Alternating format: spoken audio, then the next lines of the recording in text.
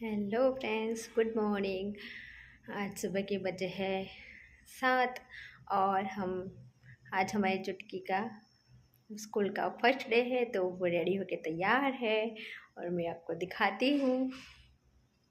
और ये हमारी चुटकी है जो अपने बैग को तैयार करी है, बुक्स अंदर रख रही है और आज बहुत ही एक्साइटेड है कि वो आज फर्स्ट डे में स्कूल जा रही है।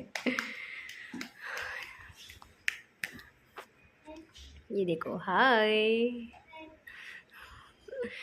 गाइस। आज स्कूल का बुला दी है तो बहुत ही मज़ा आएगा।